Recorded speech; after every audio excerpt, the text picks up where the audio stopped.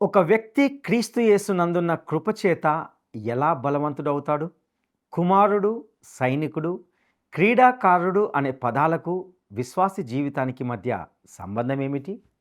ఈ విషయాలను పరిశీలిద్దాం. ప్రియమైన స్నేహితులారా, వర్డ్ రిసౌండ్స్ టుడే పక్షంగా నేటి ఈ కార్యక్రమానికి మిమ్మల్ని ప్రేమతో ఆహ్వానిస్తున్నాం. మీరందరూ ప్రభు కృపలో ఎదుగుతూ ఆనందిస్తున్నారని భావిస్తున్నాం. ఇక ఈనాటి పాఠంలో విశ్వాసులు క్రీస్తు యొక్క సేవలో క్రియాశీలకంగా ఉండడం అంటే ఏమిటో, అందుకు సంబంధించి సైనికుడు, జెట్టి అనేవారిని విశ్వాస జీవితానికి ఆపాదిస్తూ అలంకార రూపంలో చెప్పబడిన కొన్ని విలువైన సత్యాలను గురించి తెలుసుకుంటాం. ఇక సందేశాన్ని విందామా? యేసుని చేరాలంటే ఓ స్నేహితుడా, సహయాత్రికుడా, విశేషమైనది క్రీస్తులో ప్రయాణము, విశేషమైనది క్రీస్తులో ప్రయాణము. సాగాలి క్రీస్తులో నీ అంతము వరకు, దొరుకును నీకు దివ్య బహుమానములు, దొరుకును నీకు దివ్య బహుమానములు. యేసుని చేరాలంటే ఓ స్నేహితుడా, సహయాత్రికుడా, విశేషమైనది క్రీస్తులో ప్రయాణము, విశేషమైనది క్రీస్తులో ప్రయాణము.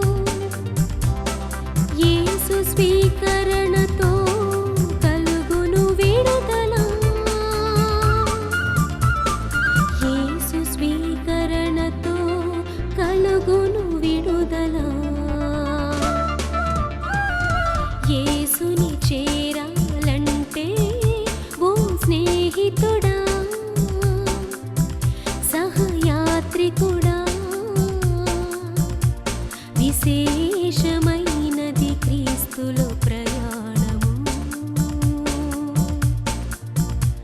విశేషమైనది క్రీస్తులో ప్రయాణము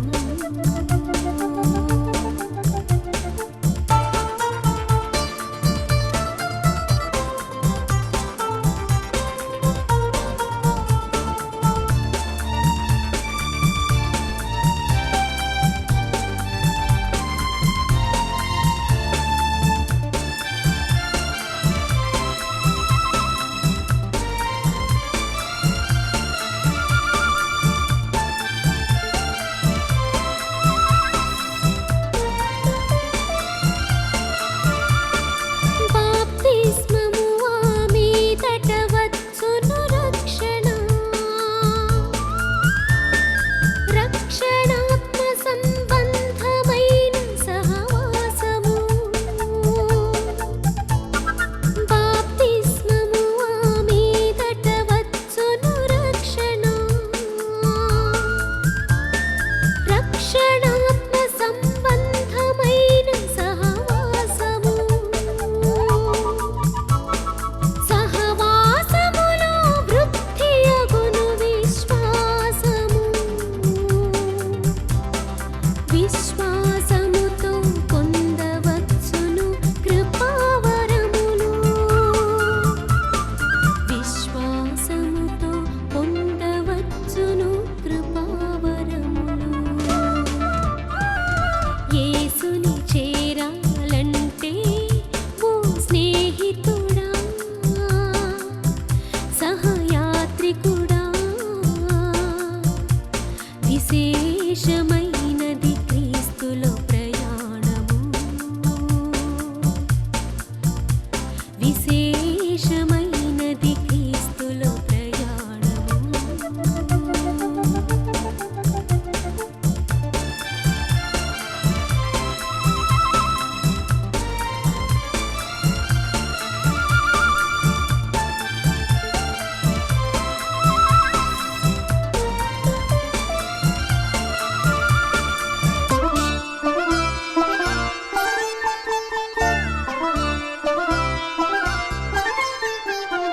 రక్షించబడిన నీవు ప్రకటించు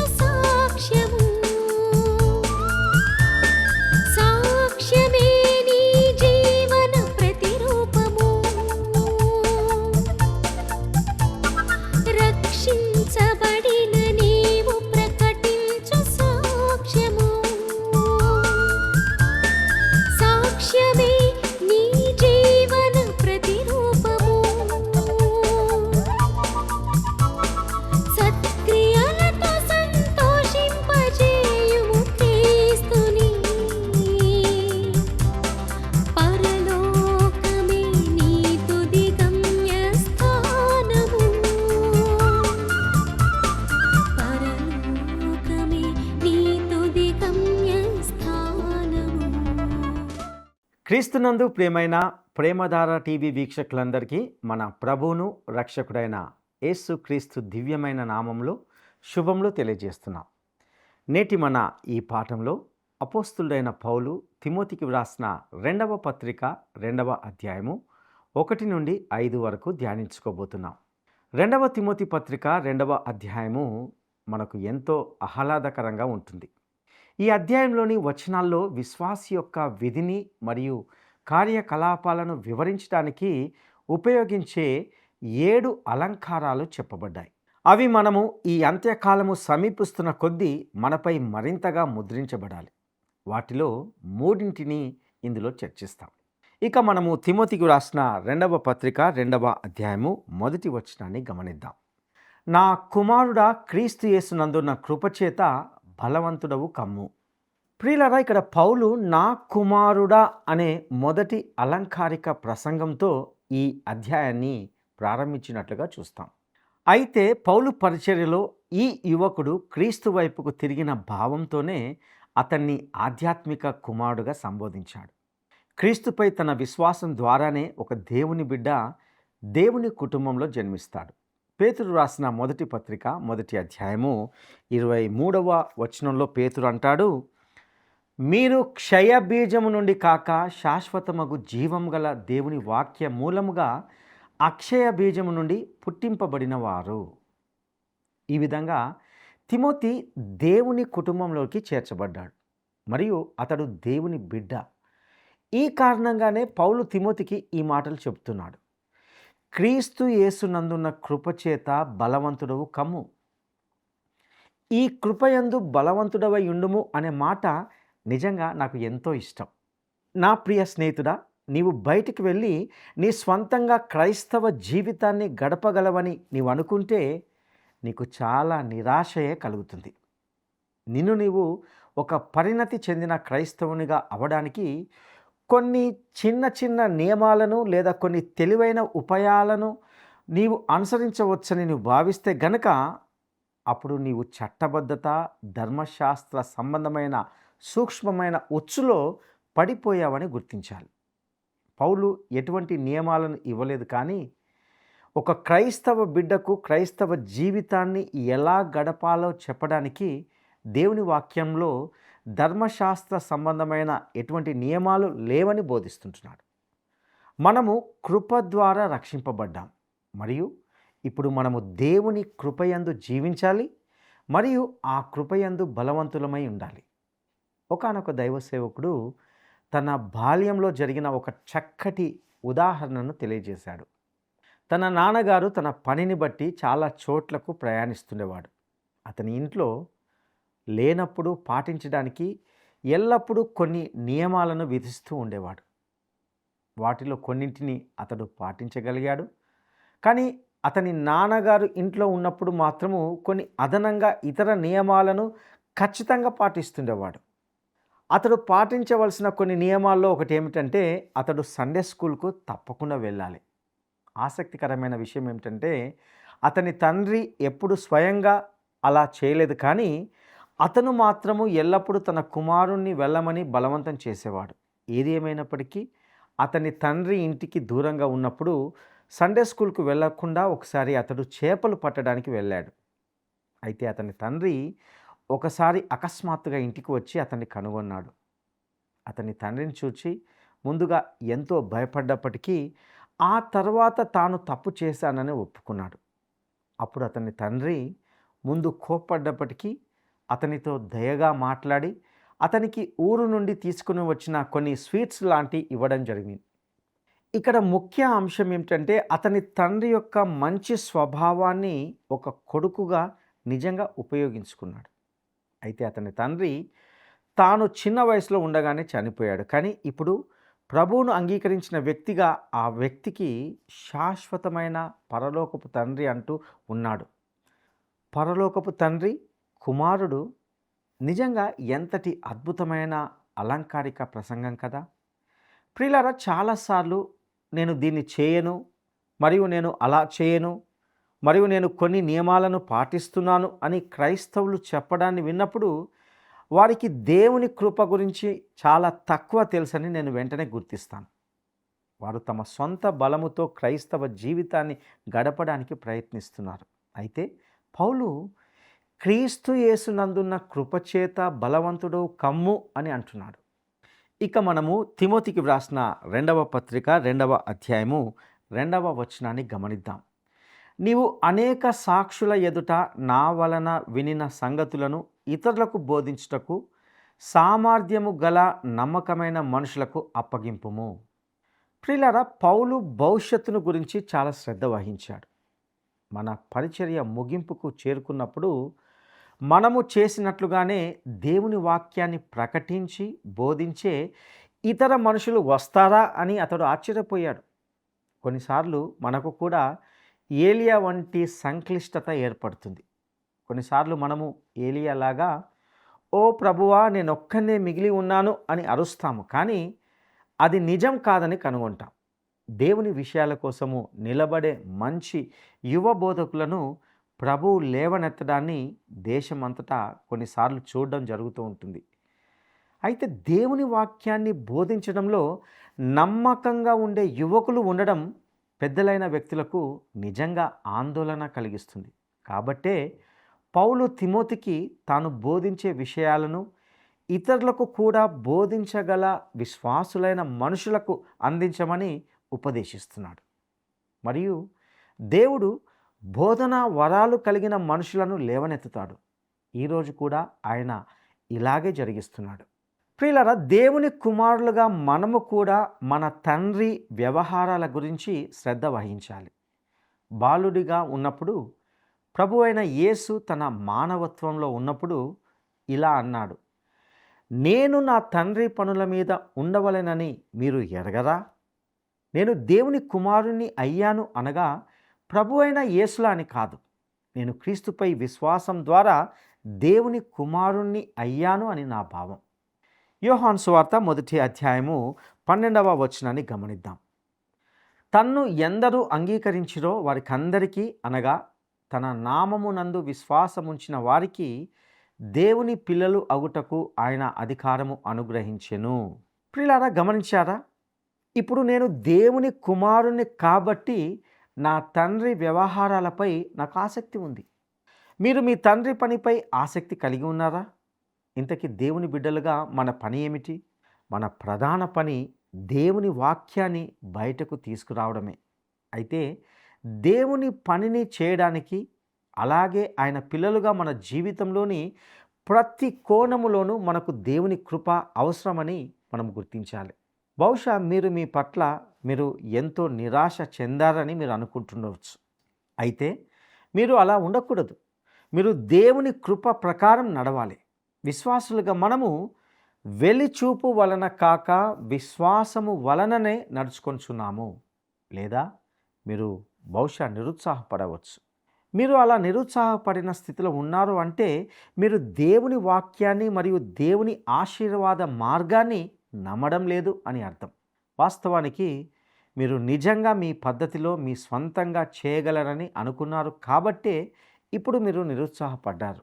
దీని అర్థం ఏమిటంటే మీరు ఇంకా మీ పాత స్వభావం నుండి కొంత మంచిని పొందాలని ఆశిస్తున్నారు. నా ప్రియ స్నేహితుడా, ఒక వాస్తవాన్ని ఎప్పటికీ గుర్తుంచుకోవాలి. అదేమిటంటే విశ్వాసులుగా మీరు ఎల్లప్పుడూ దేవుని కృపలో బలంగా ఉండాలి. ఇక మనము తిమోతికి వ్రాసిన 2వ పత్రిక 2వ అధ్యాయము 3-4 వచనాలను గమనిద్దాం. క్రీస్తు యేసు యొక్క మంచి సైనికుని వలె నాతో కూడా శ్రమను అనుభవించుము. సైనికుడు ఎవడును యుద్ధమునకు పోవునప్పుడు తన్ను దండులో చేర్చుకొనిన వానిని సంతోష పెట్టవలెనని ఈ జీవన వ్యాపారములలో చిక్కుకొనడు. ప్రియులారా, క్రైస్తవుడు ఒక సైనికుడు. ఇంతకీ దేవుని బిడ్డ ఎలా సైనికుడు? ఎఫెసీయులకు రాసిన పత్రిక చివరి అధ్యాయము విశ్వాసి యొక్క ఆధ్యాత్మిక జీవితాన్ని లేదా విశ్వాసి ఆధ్యాత్మిక యుద్ధం చేస్తున్నాడని మరియు అతడు దేవుని యొక్క సర్వాంగ కవచాన్ని ధరించాలని చెబుతుంది.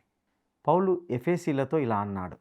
ఎఫెసీ పత్రిక 6వ అధ్యాయము 12-13 వచనాలను గమనిద్దాం. ఏలయనగా మనము పోరాడునది శరీరులతో కాదు, ప్రధానులతోనూ అధికారులతోనూ ప్రస్తుత అంధకార సంబంధులకు లోకనాథులతోనూ ఆకాశ మండలమందున దురాత్మల సమూహములతోనూ పోరాడుచున్నాము. అందుచేతను మీరు ఆపద్దినమందు వారిని ఎదిరించుటకును సమస్తము నెరవేర్చిన వారై నిలువబడుటకును శక్తిమంతులగునట్లు దేవుడు ఇచ్చు సర్వాంగ కవచమును ధరించుకొనుడి. సైనికుడెవడును యుద్ధమునకు పోవునప్పుడు ఈ జీవన వ్యాపారంలో చిక్కుకొనడు. ప్రియులారా, ఉదాహరణకు యుద్ధము తీవ్రంగా జరుగుతున్నప్పుడు యుద్ధం మధ్యలో ఉన్న ఒక సైనికుడు తన అధికారి దగ్గరికి కానీ లేదా తన పై అధికారుల వద్దకు కానీ వెళ్ళి, సార్, నేను యుద్ధం మధ్యలో వెళ్ళవలసి వచ్చినందుకు నాకు బాధగా ఉంది, కానీ నేను క్రొత్త బట్టలు కొనుక్కోవడానికి నగరానికి వెళ్ళాలి, నేను నా స్నేహితులతో కలిసి కొంత సంతోషించాలి, కాబట్టి నేను ఈ రాత్రి యుద్ధానికి వెళ్ళను అని చెప్పడం ఒకసారి ఊహించుకోండి. ఆ పరిస్థితి ఎలా ఉంటుంది? ఈరోజు చాలామంది క్రైస్తవ విశ్వాసులు తమ ఆధ్యాత్మిక పోరాటాన్ని అలాగే కలిగి ఉండడానికి ప్రయత్నిస్తున్నారు. ఈ వచనంలో తను దండులో చేర్చుకొనిన వానిని సంతోష పెట్టవలనని అనే మాటను కూడా గమనిస్తాం. అనగా విశ్వాసి తన ప్రాధాన్యతలను స్థాపించుకోవాలి. ఇక్కడ అతడు శ్రమను, కఠినత్వాన్ని భరించాలి. అనగా పౌలు బాధపడుతున్నట్లుగా కఠినత్వాన్ని, శ్రమను అనుభవించాలి. క్రైస్తవుడు వివాహం చేసుకోకూడదని ఈ వచనాన్ని తప్పుగా అర్థం చేసుకునేవారు కూడా ఉంటున్నారు. అయితే పౌలు ఇక్కడ బ్రహ్మచార్యం గురించి మాట్లాడడం లేదు, కానీ విశ్వాసి క్రైస్తవ జీవితాన్ని గడపలేనంతగా ఈ లోక సంబంధంలో చిక్కుకున్న పరిస్థితిని గురించి మాట్లాడుతున్నాడు. నేను మీకు ఒక చక్కటి ఉదాహరణను ఇస్తాను. అయ్యగారు, నిన్న మీరు క్రీస్తును అంగీకరించాలి అనుకునే వారిని గురించి అడిగినప్పుడు నేను చర్చిలోనే ఉన్నాను. వ్యక్తిగతంగా నేను క్రీస్తును అంగీకరించాను, కానీ నేను మీకు ఒక విషయాన్ని చెప్పాలని అనుకుంటున్నాను. నా భర్త ఇటీవల మరణించాడు. అతడు మద్యం దుకాణాన్ని నిర్వహించేవాడు. ఇప్పుడు నేను నా జీవనోపాధి నిమిత్తము దానిని నిర్వహించడం కొనసాగించలేనని భావిస్తున్నందున ఏమి చేయాలో పాలుపోక నేను ఇప్పుడు మీకు ఫోన్ చేస్తున్నాను. ఒకవేళ మీరు గనక నన్ను ఒక సుత్తె తీసుకొని ప్రతి సీసాను పగలగొట్టమని చెబితే ఇప్పుడే నేను దాన్ని చేస్తాను. నిజమే ప్రియులారా, ఈ విధంగా మనము ఈ జీవిత విషయాల్లో చిక్కుకోకూడదు. దేవుని బిడ్డ తాను సైనికుడని గుర్తించాలి. మరియు క్రైస్తవ జీవితం ఆట స్థలం కాదని, అది యుద్ధ భూమి అని మనం గుర్తించాలి. ఈ యుద్ధ భూమిలో ఇక్కడ కొన్ని యుద్ధాలు గెలుస్తున్నాయి, మరియు కొన్ని యుద్ధాలు ఓడిపోతున్నాయి. నిజమైన ఆధ్యాత్మిక పోరాటం, యుద్ధం అంటూ జరుగుతుంది. ఇక మనము తిమోతికి వ్రాసిన 2వ పత్రిక 2వ అధ్యాయము 5వ వచనాన్ని గమనిద్దాం. మరియు జట్టి అయిన వాడు పోరాడునప్పుడు నియమ ప్రకారము పోరాడకుంటే వానికి కిరీటము దొరకదు. ప్రియులారా, ఇక్కడ పౌలు క్రైస్తవుణ్ణి ఒక జట్టి లేదా క్రీడాకారునితో పోలుస్తున్నాడు. పోరాడుట అనేది ఆటలో పోటీ పడటాన్ని చూస్తుంది.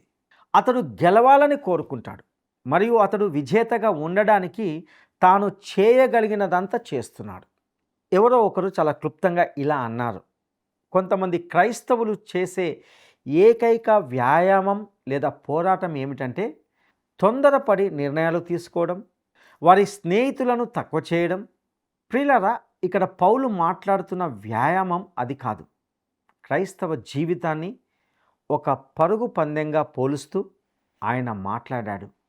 ఆయన ఫిలిప్పీ పత్రిక 3వ అధ్యాయము 14వ వచనంలో ఇలా అన్నాడు, క్రీస్తు యేసునందు దేవుని ఉన్నతమైన పిలుపునకు కలుగు బహుమానము పొందవలెనని గురి యొద్దకే పరిగెత్తుతున్నాను.